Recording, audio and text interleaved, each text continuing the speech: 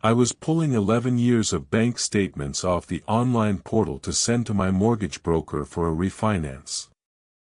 The broker had asked for everything since the original loan closed. I had the statements open in a single long scroll on my laptop and I was tabbing through them while I drank coffee at the kitchen table. About halfway through the third year I noticed a recurring line item. $19.42. The merchant name was Aspen Coffee. The address line read 412 Pearl Street. The same line item appeared in the month before it. And the month before that. I scrolled backward all the way to the first statement. 11 years. Every single month. Aspen Coffee, 412 Pearl Street.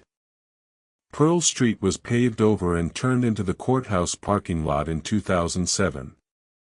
Our downtown is 6 blocks. The courthouse takes up the center block. There is a hardware store on the south corner, a diner on the north corner, and a small bookshop 2 doors down from the diner. The streets are laid out in a simple grid. Main Street runs north to south. Pearl Street used to run east to west along the south side of the courthouse. Pearl Street is not there anymore. In 2007 the city bought the entire block of small storefronts on Pearl, demolished them, and paved the lot for courthouse overflow parking. I was in high school when it happened. I remember the dust on the cars. I have lived in this town my entire life. I buy my coffee at the diner on Main. I have never bought coffee anywhere else. I do not read my bank statements closely. I check the total at the bottom of each month and I look at the column of incoming deposits against the column of outgoing autopays. If the totals line up within a few dollars I move on. I only read the line items in detail at tax time, and even then I only flag items above $20 for my accountant. The Aspen Coffee charge fell just under that threshold every single month. The amount also varied by a few cents from month to month. One month it was $19.37. The next month it was $19.45. The average was $19.42. The variation made the line look like a tip-adjusted purchase from a real cafe. It never tripped any alert. It never caught my eye. On my lunch break I walked the 4 blocks from my office to the courthouse parking lot. The walk took 8 minutes. The lot was full of cars. I stood on the southwest corner where 412 Pearl would have been if Pearl still existed. The asphalt was the same black as the rest of the lot. The yellow painted parking lines ran straight across the spot. There was no sign. There was no cornerstone. There was no plaque. There was nothing to mark that a coffee shop had ever stood there. I walked the whole perimeter to be sure. I checked the city business directory on my phone while I stood there. There was no listing for Aspen Coffee. The directory had records back to 2007. There was no Aspen Coffee in any of them. I walked back to my office and told myself the simple answer. The charge had to be a legacy biller code. Banks process payments through merchant identifiers that sometimes outlive the businesses they are tied to. A bank fee or a subscription that I had set up a decade ago could easily have ended up mislabeled with an old merchant name and an old address. It happens. I had read about it in a personal finance article years ago. I told myself I would dispute the charge with the bank after the refinance closed. The refinance was set to close on Friday. I did not want to open a fraud investigation in the middle of the underwriting process. It would tie up the file. The 11-year pattern could wait 2 more weeks. I went back to work and stopped thinking about it. I called the bank the next morning before work. The representative pulled up the merchant record. She told me the charge was not a legacy code. The charge was being processed through a live Visa merchant identifier. The merchant name on file was Aspen Coffee. The address on file was 412 Pearl Street. The merchant category code was eating places and restaurants. The merchant had a registered federal tax identification number.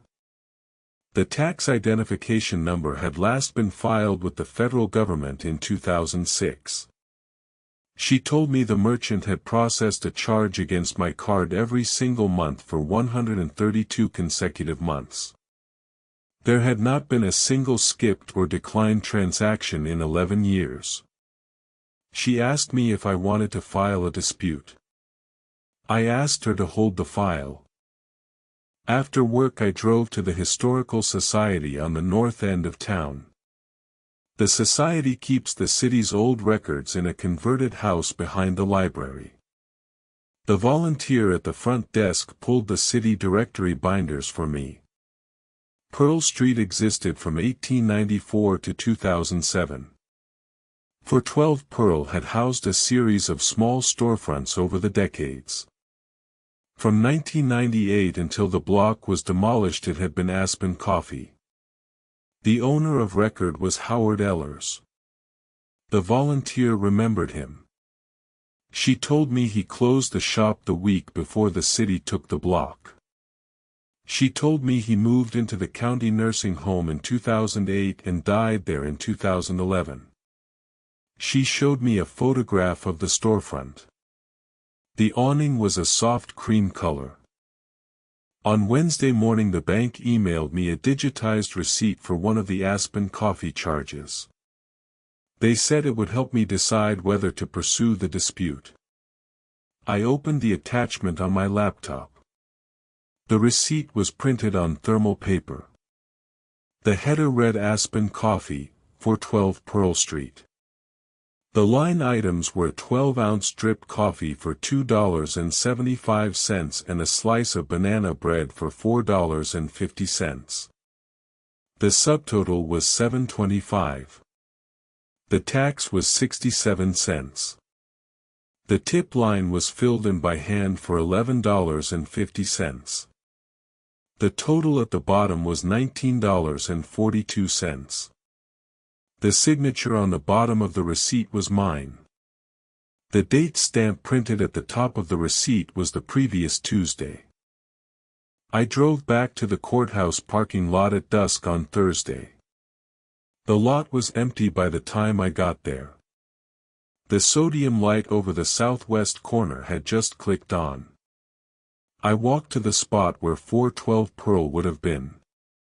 The asphalt looked the same as it had on Monday. Then I saw the sign. A small cardboard sign was zip-tied to the base of the light pole. The sign was hand-lettered in black marker. It read Aspen Coffee. Open since 1998. Closing forever Saturday. Thank you for 11 good years. Saturday was the day after the refinance was set to close. The cardboard was the same soft cream color as the awning in the Historical Society photograph. I knelt down beside the pole and read the sign 3 times. The refinance closed on Friday afternoon. The papers were signed. The new loan funded. On Saturday at noon I drove back to the parking lot. The lot was empty. The sign was gone. The zip tie was gone. There was no mark on the pole where it had been. The next monthly bank statement arrived 3 days later. I scrolled through it on my laptop at the kitchen table. The $19.42 charge from Aspen Coffee did not appear. In its place a new recurring charge had been added.